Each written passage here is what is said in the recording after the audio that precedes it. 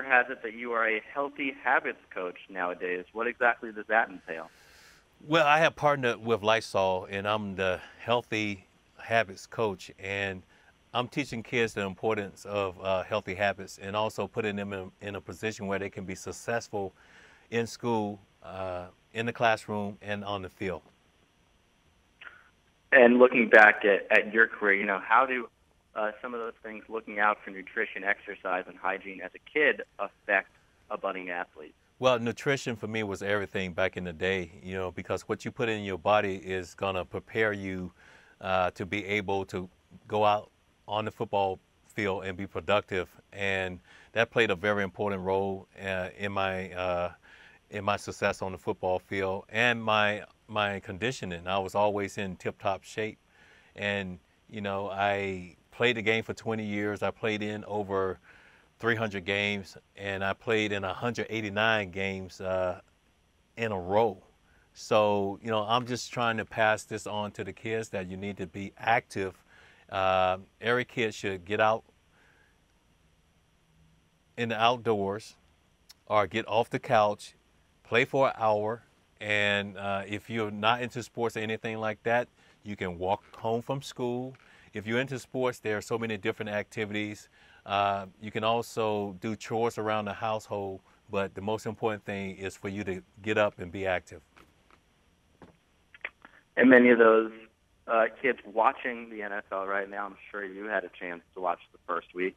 Your old team, the 49ers, had a good first half against Dallas, kept it together. After that first week, what are your initial reactions on the way some teams are playing, and do you have a Super Bowl pick? Well, it's still early. I mean, you're just going into week 2 right now. So, some teams that were supposed to win, they ended up losing, and they're going to have to go back and assess the film,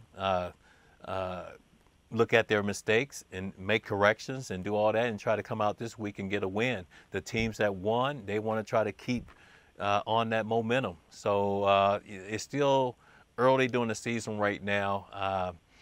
I don't think the season is going to be determined in the first 2 games, but at least you like to get out the door in a very positive way and start building momentum. Then hopefully towards the end, you're working on all cylinders.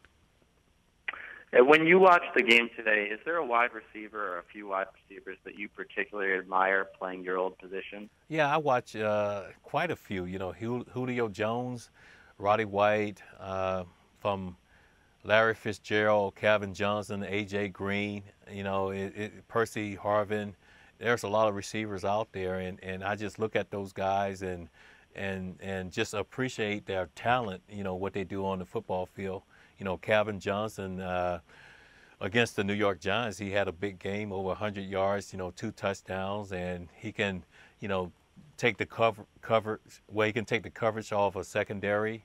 He can out-jump you, and he can strike fear into opposing defenses. So there's a lot of great receivers out, playing today. Anquan Bolden, what he's doing in San Francisco, Vernon Davis, and the list just goes on and on. And when you watch the game, is there a cornerback maybe you would wish that you could go up against today that didn't play during your day? Well, my God, Peterson from Arizona, Sherman from the Seattle Seahawks, Revis, all of those guys, because you look at these guys and they feel like they're shut down corners. So you always want to go up against the best. I remember going up against Deion Sanders and also Darryl Green. They brought out the best in me, and Deion and I, we talk about this today when we see each other. The battles that we had, the night before, he's up pacing around, I'm up pacing around, and we know the magnitude of the next day, and that it was going to be the ultimate challenge, and we look forward to it.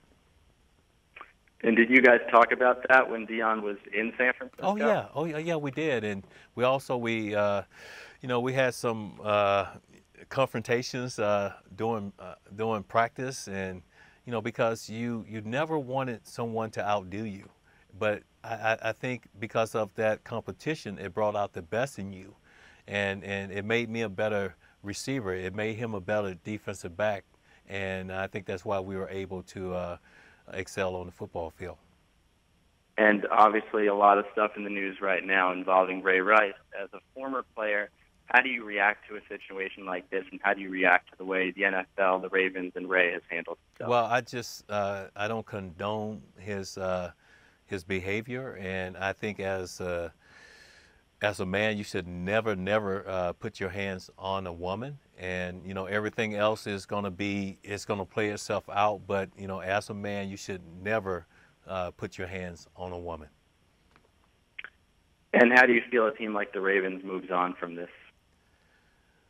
Well, I think a lot of teams, you always facing adversity and you're dealing with different scenarios, just like the San Francisco 49ers, Alden Smith, Navarro Bowman, Glenn Dorsey. There's so many players that's supposed to be on the football field that's not on the football field right now. So you just deal with it, you move on, and the most important thing is the team. Jerry, thank you so much for the time, and good luck with everything with Lysol. Hey, thanks for having me.